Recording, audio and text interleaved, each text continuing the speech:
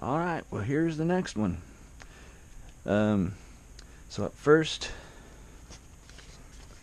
is Eivor, Room. Released October 10th, 2012. Didn't chart, I'm pretty sure. It's really nice. I like the cover art on this one.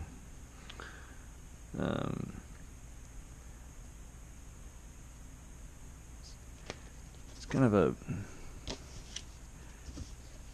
suits the kind of grand pop kind of style of this one. Kind of the acoustic and some slightly electronic elements of her later work, and it's a bit more, maybe a bit more pop on this one, but a bit of what I would call a grand pop style.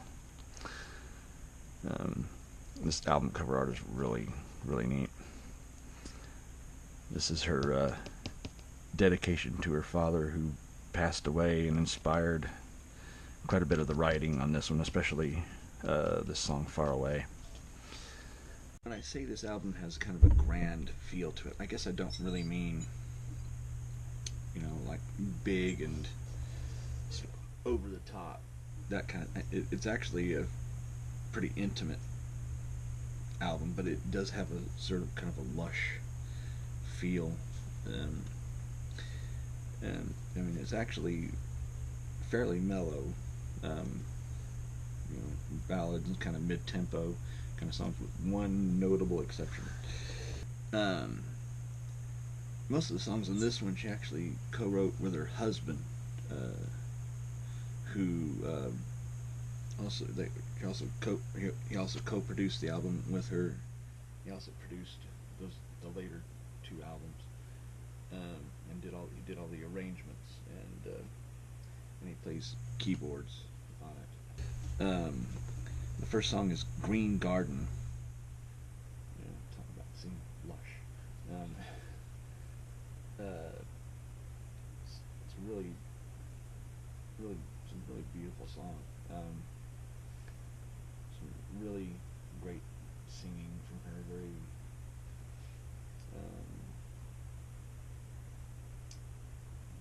feels like really kind of heartfelt, kind of vocal to it. In my green garden, the willow has been weeping, its branches long broken, now the sun is weeping. In my green garden, summer left us naked. In the long cold winter, the colors have all faded. Waiting in hours of darkness, waiting for birds to sing, waiting for Earth's orbit to bring back spring. I don't know, there's just something about the way when she goes into the chorus and goes into the higher notes of the chorus in this kind of really delicate way that just really gets me. And then the next song is "Rain," which there's one really strong kind of single on this album. I guess this would have to be it. It's a great song, with a really awesome video. You get a chance, take a look at the video. It's a really great video. It's another one that she shot in the Faroe Islands. Kind of a little mini movie, really. Two of the videos she shot are like that. I'll get to the other one here in a second, but it's based on the idea of what they hamfair. The men would go out fishing, and that's what most of them have done for centuries, is fish, and they go out fishing for months at a time, and their wives and children back home, not knowing how long they'll be gone, or not knowing when they'll be back, or even if they'll be back. The idea is that when someone passes on, their soul will appear to someone as a reflection in a mirror or in the water or whatever at the moment of passing, and that person will know not to wait for them anymore, that they're not coming back.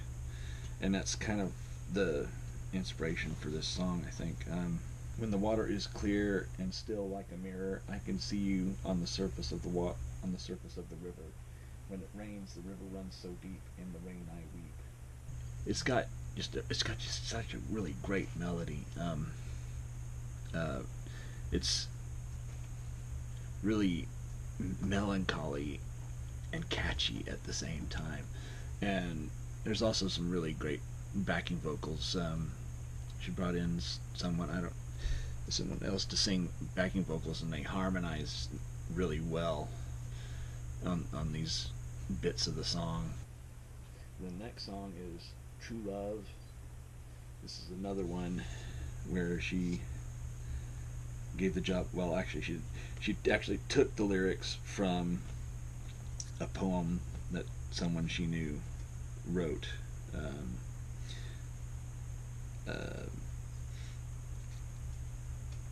And its basic idea is, this one is about someone who is literally in love with death.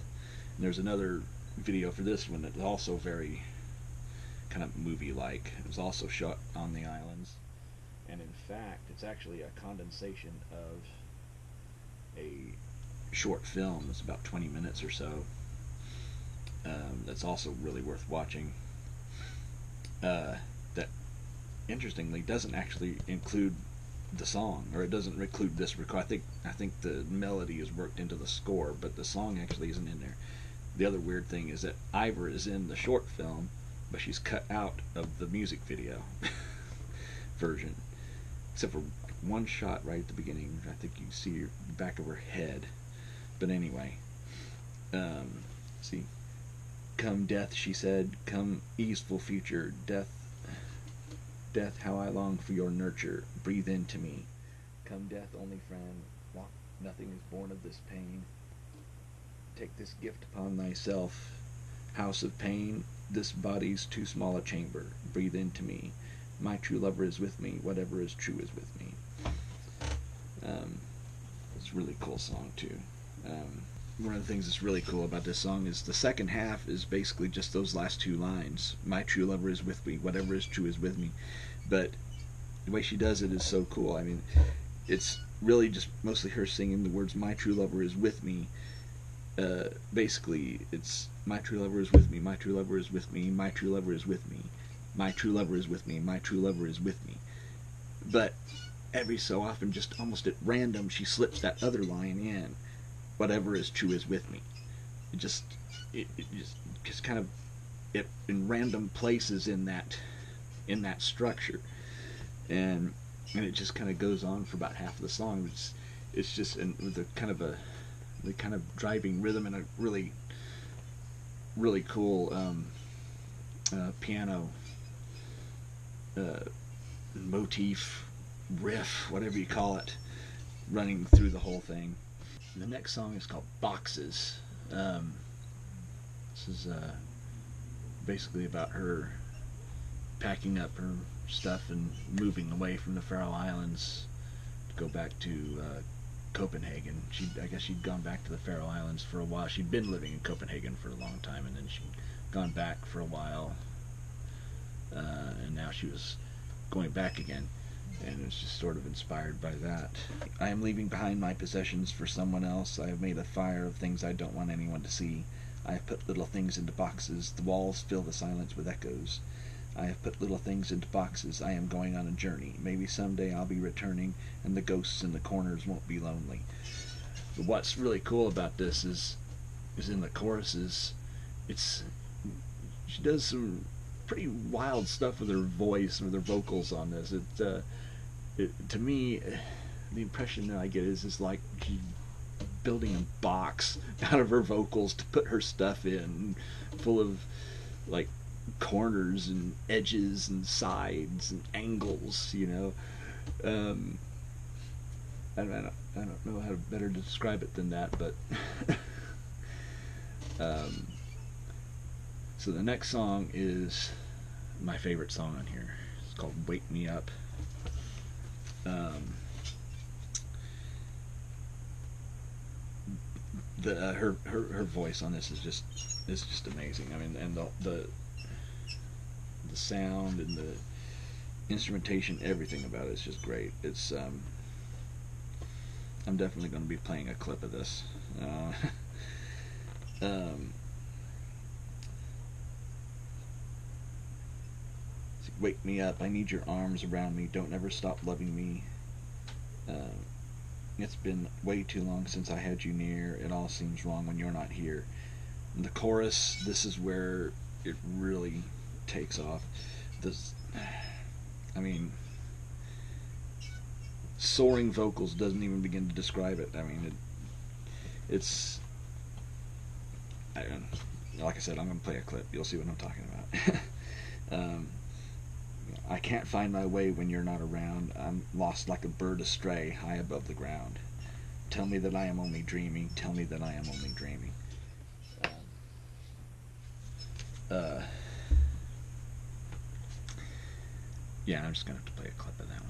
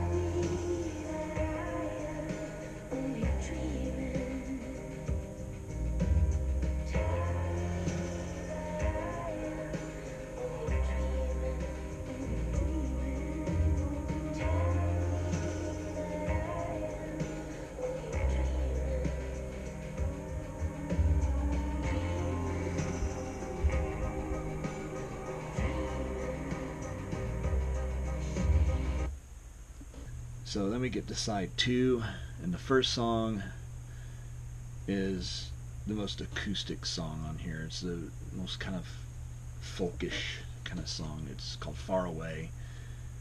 It's I mean, it's got a really, it's really, you know, it's this is the song, one of the songs. This, along with an acoustic version of "Rain," are the first two songs I ever heard from here. I heard them in.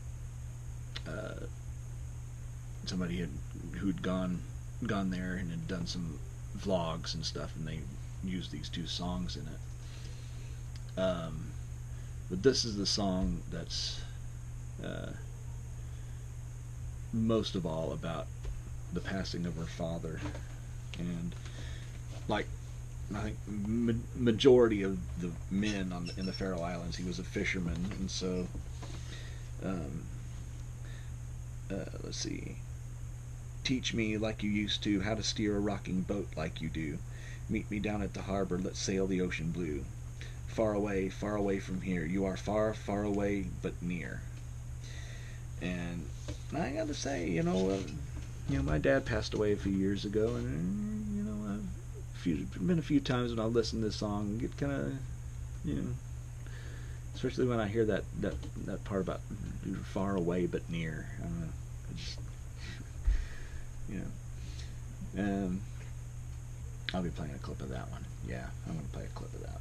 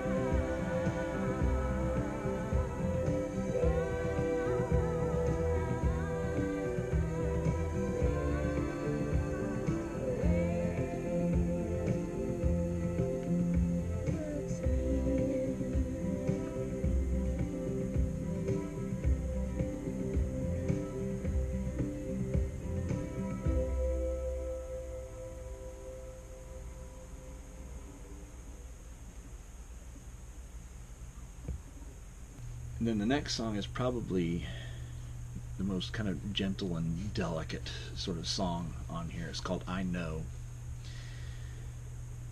Apparently, I guess she wrote this one in Faroese first, and her husband translated it into English. Um, but I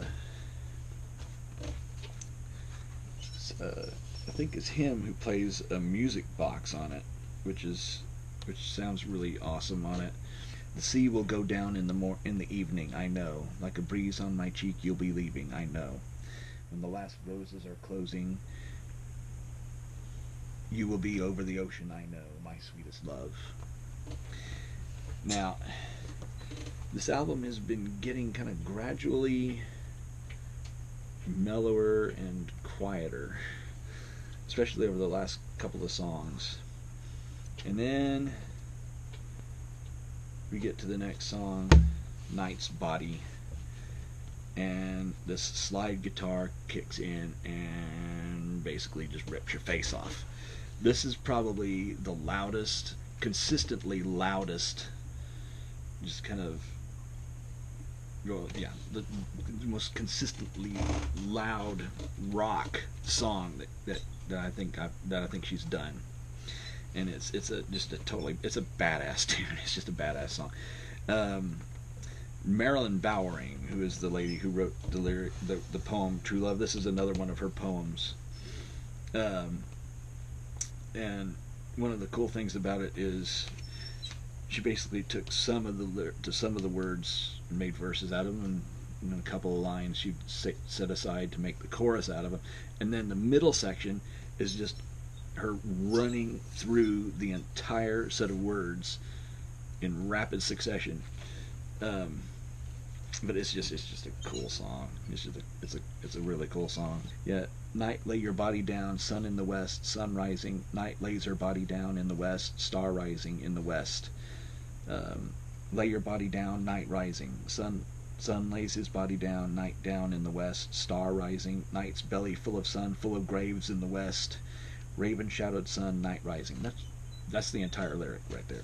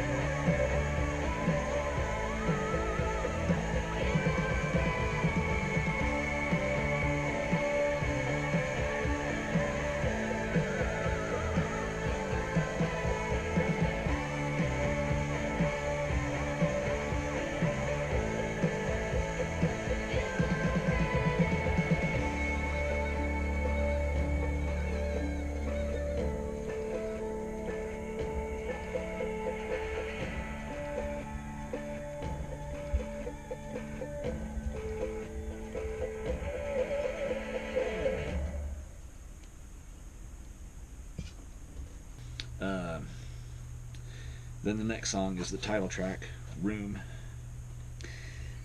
This one, I, I don't I don't really know a lot about um, a lot about the newer music that's out there. There's a lot of kind of women songwriters out there that you hear a lot of good things about, um, and that are pretty popular. And I know that she's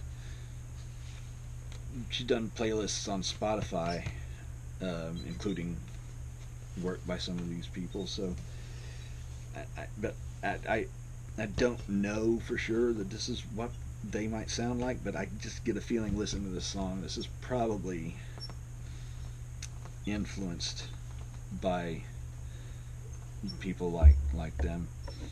Um, I don't know why. Like I said, I haven't really listened to any of their music, so see. I've seen the picture on the wall falling down on the floor, breaking into 1,000 pieces near my feet, and I bleed. Gluing back the picture frame, putting it back on the nail on the wall. I will keep my heart undressed open for you, the empty space which you left in my chest, and I will sing the songs we knew just to feel close to you. And then the last song is called Falling Free, which is another great song, another really great vocal where she really kind of uses her range. It's yeah, I don't really know how to describe this song. This may be another one I play. I don't know. Let's see. I have walked the steepest mountains, sailed the 7 seas. I have been looking for you in every part of me. Now I surrender. I am falling down, hoping you will catch me before I hit the ground. You are all I see. For you I am falling free. You, my destiny. To you I am falling free.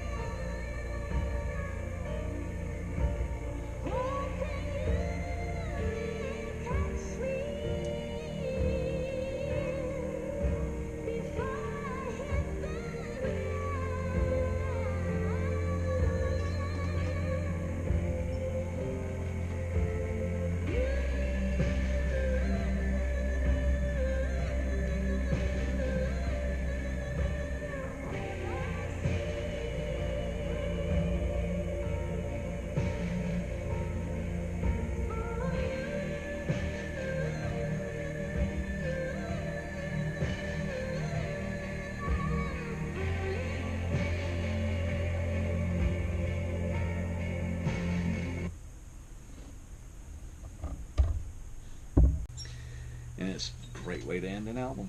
It's a great album closer.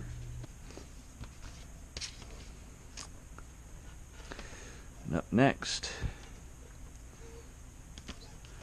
Rush, Clockwork Angels, released June 8th, 2012, and reached number 2 on the Billboard charts. Really great artwork by Hugh Syme, or is it Sim? I never know how to pronounce his name. The guy who does pretty much all of their, has done pretty much all of their artwork over the years. Of course, obviously, this is their sort of big kind of closest thing they've ever come to a rock opera, I guess. Kind of a steampunk inspired story. A lot of really great images for each of the songs.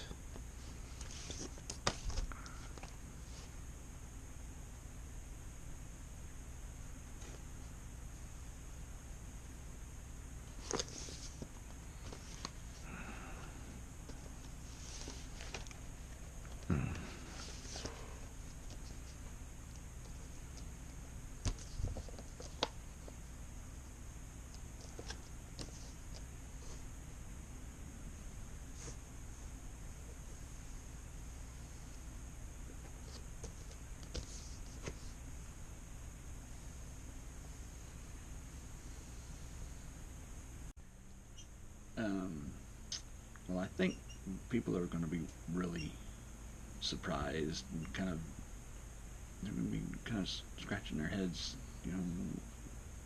what, really, dude? With a lot of my Rush, some of my Rush picks. Clockwork Angels, maybe not so much, because, there are quite a lot of people who do like this album.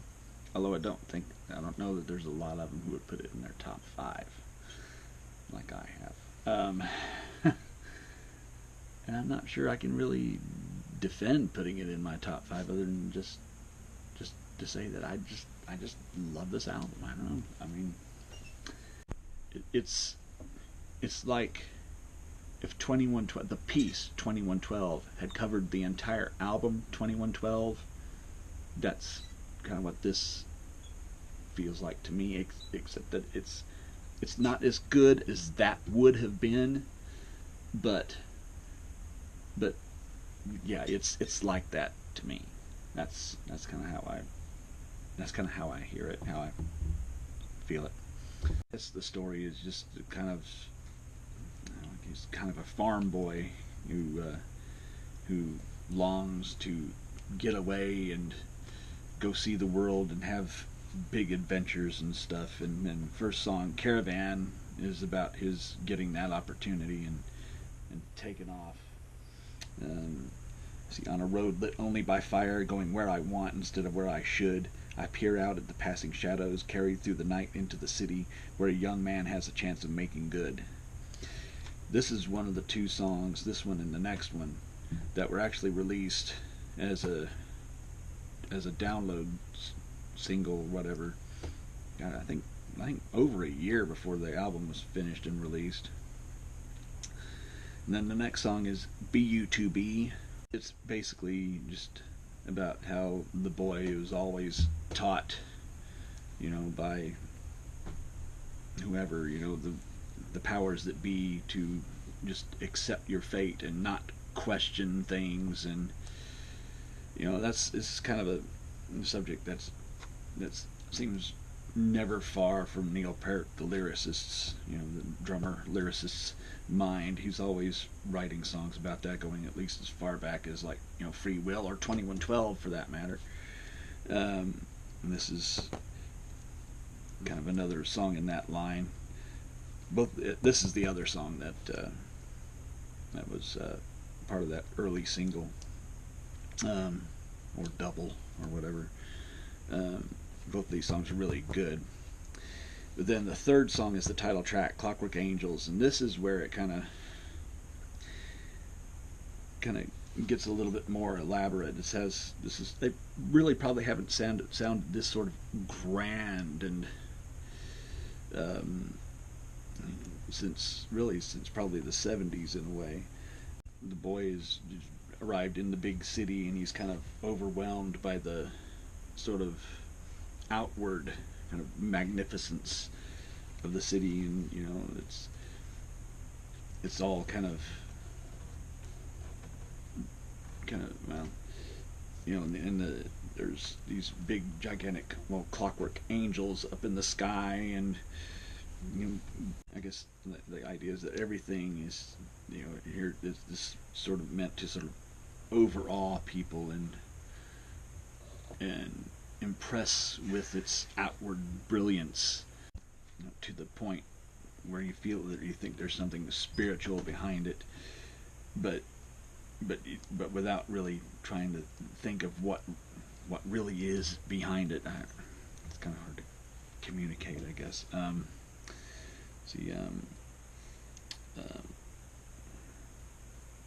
you promise every treasure to the foolish and the wise, goddesses of mystery, spirits in disguise. Every pleasure we bow and close our eyes. Clockwork angels promise every prize.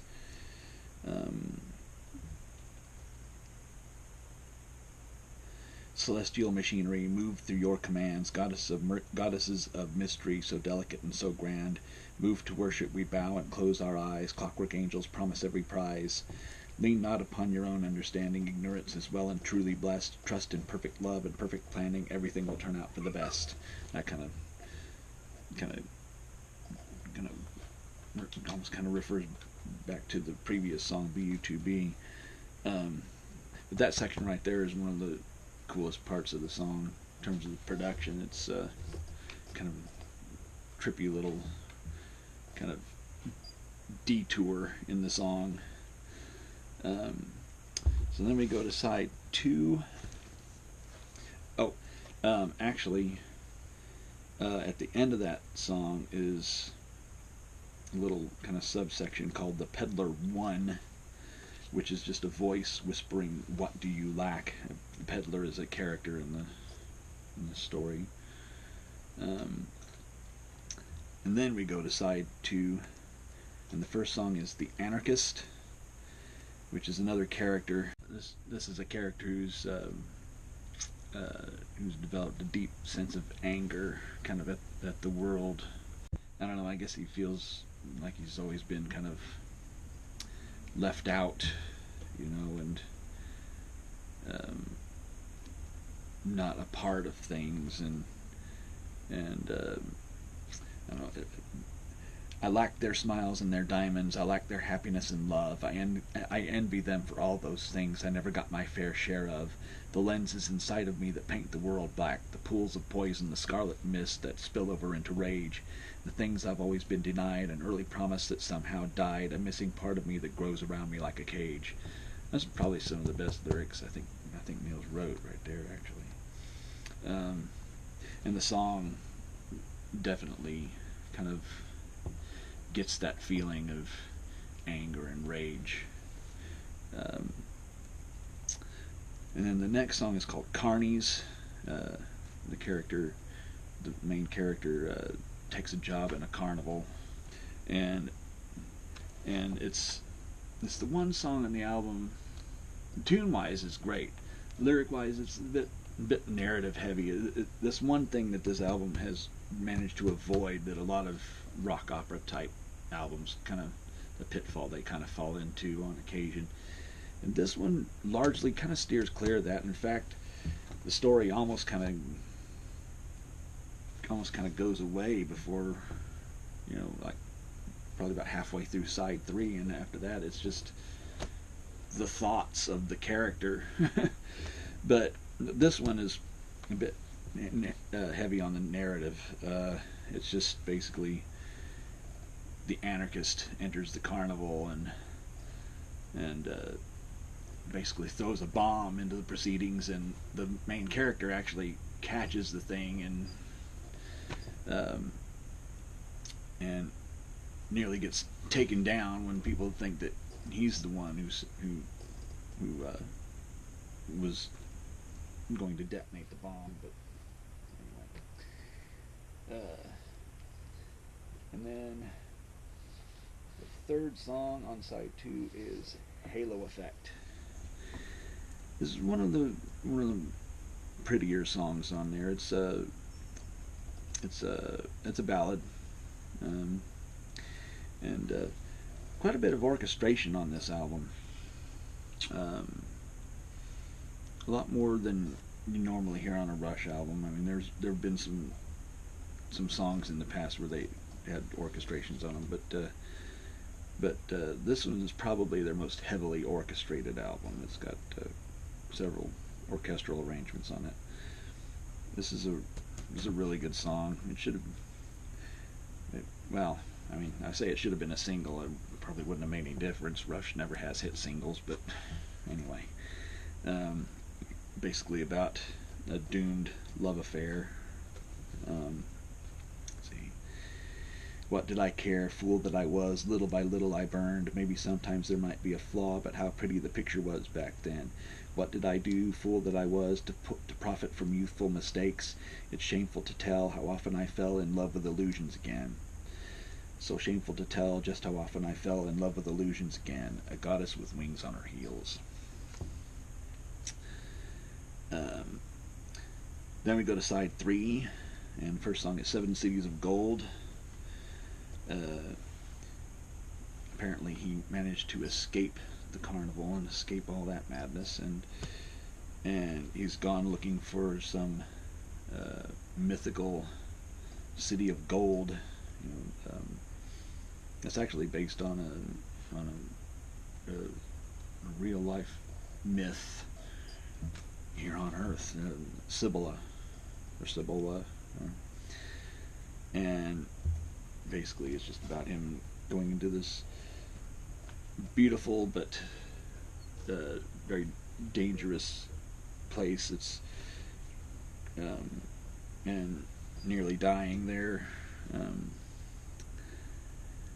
It's tune-wise, it's one of the songs on here that does kind of harken back to their 70s kind of feel, sound. This one and The Anarchist is another one that has some elements of kind of stuff you might have heard in their 70s work. Let's see. 7 Cities of Gold, stories that fired my imagination. 7 Cities of Gold, a splendid mirage in this desolation. 7 Cities of Gold, glowing in my dreams like hallucinations, glitter in the sun like a revelation, distant as a comet or a constellation. And then the next song is one they actually did release as a single, and it's one of the best songs on here. It's called The Wreckers. Well, of course, he escapes that situation, and he's on some ship, and this is actually inspired by the Daphne du Maurier novel Jamaica Inn, which is about a bunch of wreckers on like the coast of Cornwall in England, who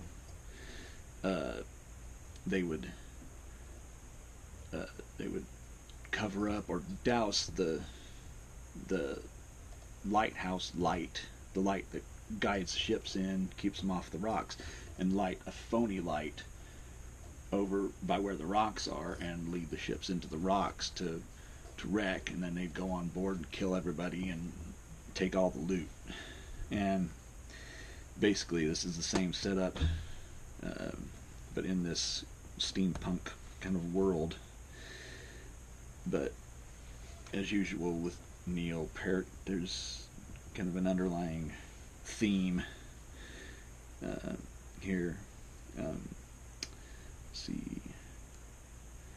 All I know is that sometimes you have to be wary of a miracle too good to be true. All I know is that sometimes the truth is contrary. Everything in life you thought you knew.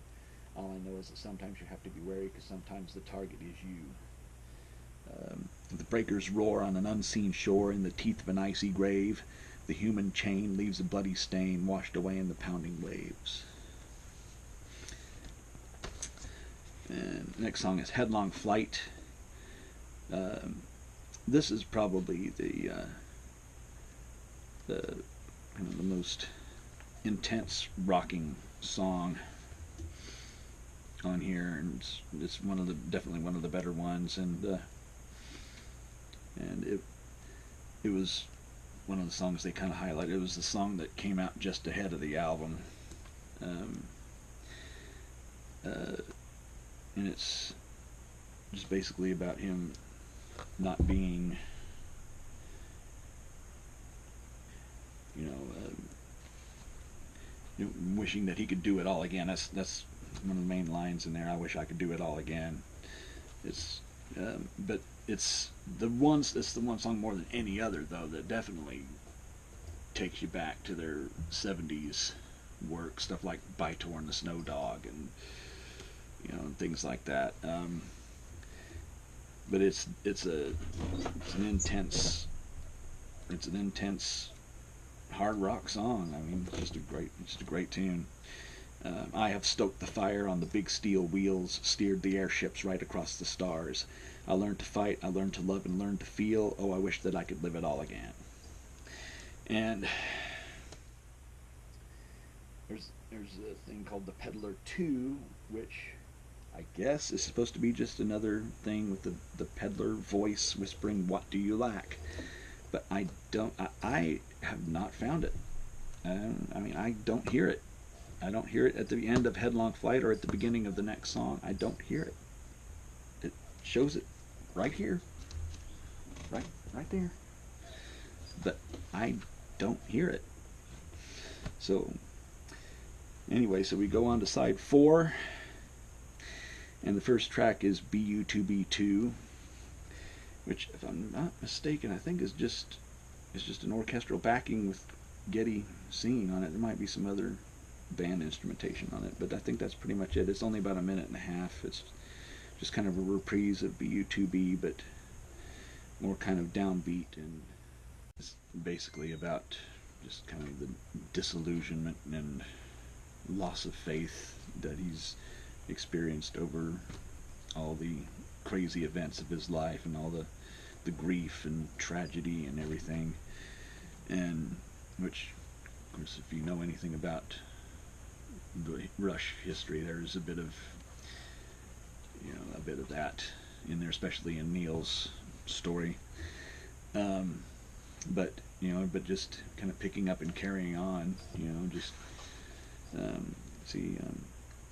Life goes from bad to worse. I still choose to live, find a measure of love and laughter and another measure to give. I still choose to live and give even while I grieve, though the balance tilts against me I was brought up to believe. And then the next song is Wish Them Well. I think Neil is kind of embarrassed by these lyrics, and it's kind of a shame because the tune is really catchy. It's probably the catchiest song on the album, and would have been a good song to promote the album, but I think he probably didn't want to put too much emphasis on it because he didn't really care for the lyrics. But it's basically all the people who want to dog you and bring you down, just and bring negativity into your life. Just wish them well and let them go on their way, and just that's basically the kind of the idea. See, people who judge without a measure of mercy, all the victims who will never learn, even the lost ones you can only give up on, even the ones who make you burn. The ones who've done you wrong, the ones who pretended to be so strong, the grudges you've held for so long, it's not worth singing that same sad song. Then we come to my favorite song on the album, and the last song on the album, the last song Rush is ever likely to do, The Garden. This is just, it's to me, it's got to be the most beautiful thing that Rush has ever done. Lyrics were inspired by Candide, which I've heard about it all down through the years, but I don't know anything really about it. I'll just read there's little deals at the top of each lyric, that tell the plot of the story for that song and the thoughts of the character in that song. And it says, long ago I read a story from another timeline about a character named Candide. He also survived a harrowing series of misadventures and tragedies, then settled on a farm near Constantinople, which is on Earth. But unless there's a Constantinople on this other world. Listening to a philosophical rant, Candide replied, that is all very well, but now we must tend our garden. I have now arrived at that point in my own story. There is a metaphorical garden in the acts and attitudes of a person's life, and the treasures of that garden are love and respect. I have come to realize that the gathering of love and respect from others and for myself has been the real quest of my life. Now we must tend our garden. And I'm just going to play a clip from it. It's such a great song.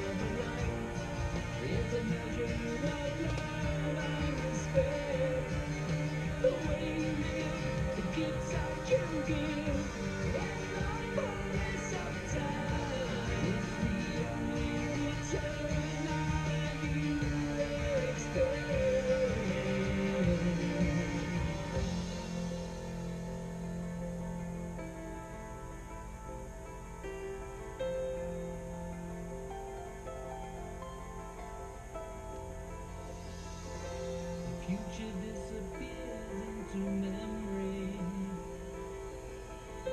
with only a moment between. Forever dwells in that moment. Hope is what remains to be seen. Forever dwells in that moment. Hope is what remains to be seen.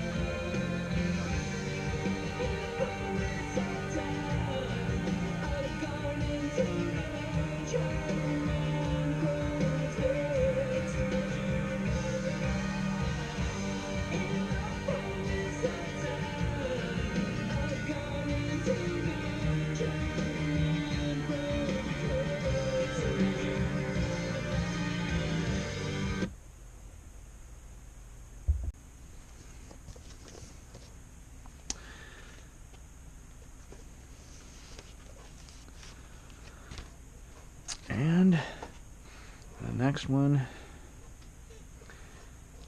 is Kate Bush, 50 Words for Snow. Released November 21st, 2011, reached number 83 on the American charts. It's Kate Bush really kind of stretching out. It's very piano-driven, bit on the jazzy side, but obviously there's a bit of a theme here. It's not a Christmas album. It is a winter album. I think she had a little bit of trouble with trying to get that across to some people. But it's a really great album, and I can listen to it any time of the year. But definitely a snow theme running through it. And it definitely does have a very wintry winter storm blown feel to it.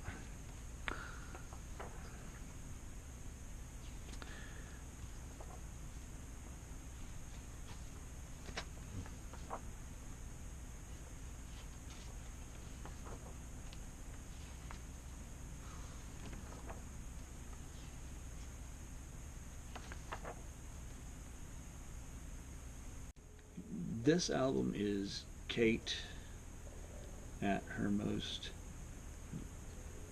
delicate and ethereal. If delicate and ethereal is not your game, I wouldn't. You're probably not going to dig this album. Delicate and ethereal, and overall, although it's not always the case, pretty quiet actually. This is probably the most sort of piano-driven album she's done.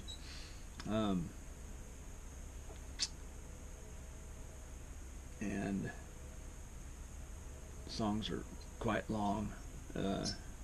It's a double album. There's only 7 songs on it. It's like, I think it's iTunes says it's 1 hour and 6 minutes. It's probably her most challenging album outside of the Dreaming, anyway. But she kind of front-loaded it with the quietest and kind of slowest and longest songs on the album, so that makes it even bit more of a challenge for, I think, for some people. I think. Let's see. The first song is Snowflake. This is one where she's basically duetting with her 11, 12, I guess, year old son, Albert. And she wanted to catch him at that moment just before his voice changed, when you can still get that real kind of high choir boy voice. And basically, he is a snowflake who's falling to earth trying to find Kate and light on her, I guess. And it's sort of a back and forth between the two of them, with him singing the verses as the snowflake and her singing the chorus, which is just the phrase, "The world is so loud, keep falling, I'll find you." And I talk about her front loading the album with the most challenging songs. Well, this is probably the most challenging song on here for the listener, because if you really listen to it, I would say it isn't so much, but if it's just playing in the background, it probably comes off as a bit kind of monotonous, because it's dominated by one particular piano motif. Here I go again. Motif or riff, whatever you call it. That's repeated almost like a mantra, along with that phrase that she sings, "The world is so loud, keep on." Those are kind of mantras that go through the whole song. And in fact, the back and forth actually gets more and more frequent as his verses, I guess, get shorter and shorter, till they're just like one line, followed by her line, and then his line, and then her line, and his line towards the end of it. I guess the effect is basically that the snowflake is getting closer, and that they're getting closer and closer to each other. And so, now there are some other elements here and there throughout the song besides just the piano. There's a little bit of drums, or it kind of has this kind of light tumbling kind of quality for really just a few seconds, kind of like tumbling snow, I guess. And there's another section or two with some good, really nice, really nice string arrangement. But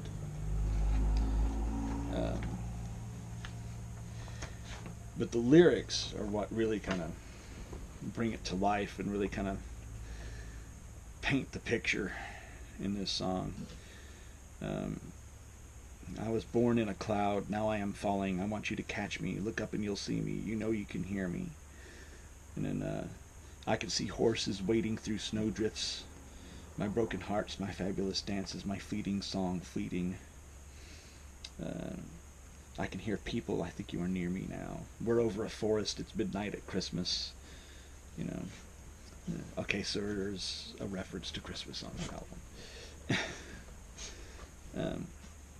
um, and then the next song is Lake Tahoe, which was inspired by a legend about Lake Tahoe, California and Nevada, about a lady who's, I guess, drowned in the lake, and her frozen body sometimes rises to the surface.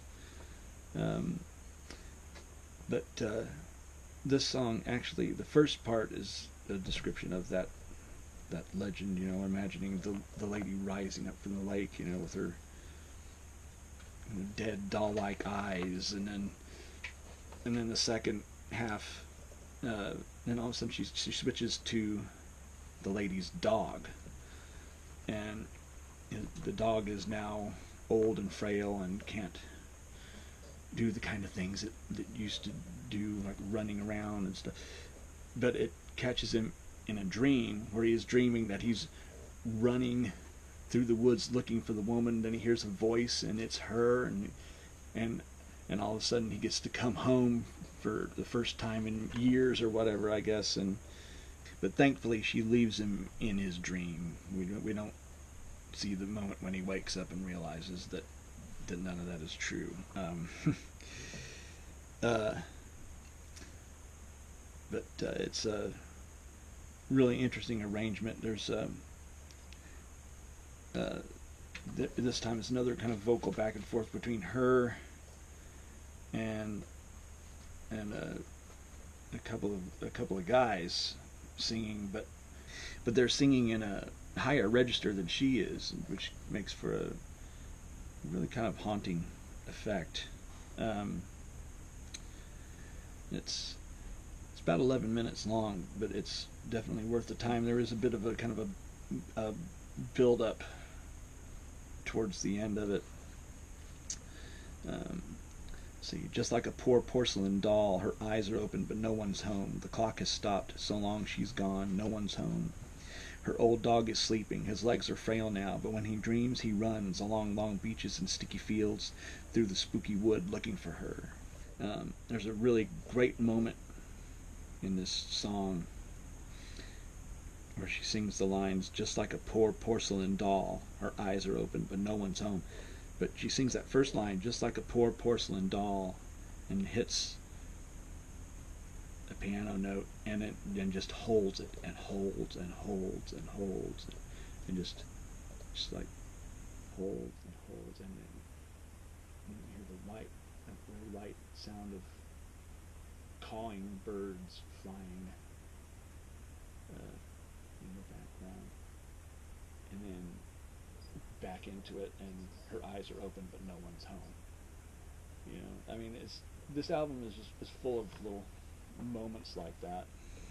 Yeah, it's full of sort of longueurs like that might kind of try the patience of a lot of people, but not me. Not me. I love it. I don't know. I love it.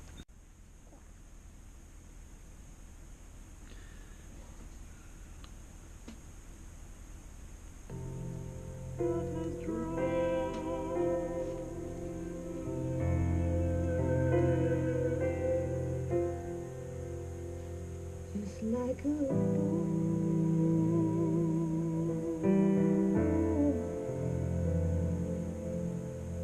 porcelain doll.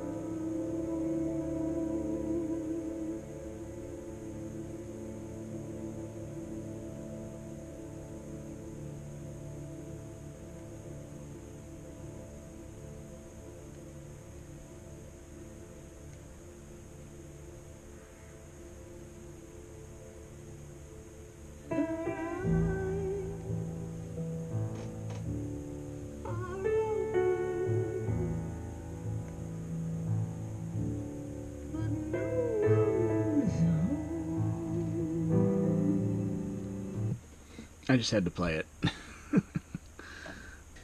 Then we go to side 2, and And first song, well, and the only song on side 2 is Misty. This is my favorite song. And this is basically about a lady who makes love to a snowman. She builds a snowman and goes to bed that evening, and the window comes open, and there, standing in front of the window, is the snowman, who promptly climbs into bed with her. And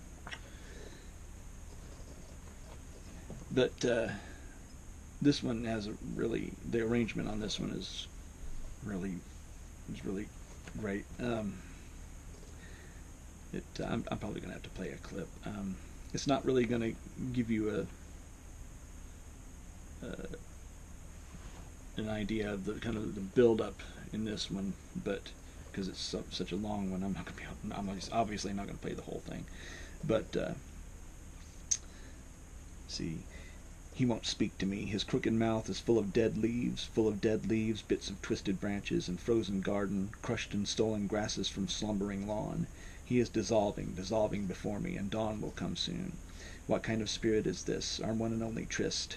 His breath all misty, and when I kiss his ice cream lips in his creamy skin, his snowy white arms surround me, so cold next to me, I can feel him melting in my hand, melting, melting in my hand. It's There's kind of an underlying sadness in this song. The woman seems to be pretty lonely. She seems to almost have kind of created the snowman for um, companionship, and then there's the fact that the snowman is a very temporary being who doesn't have long for this earth as well. But yeah, I'm going to play a clip of this one.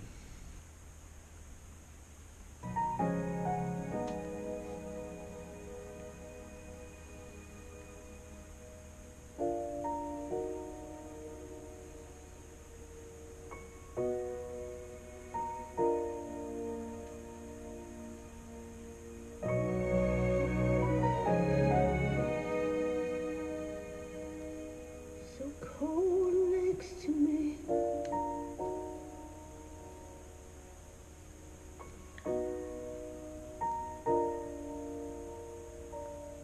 I can feel him melting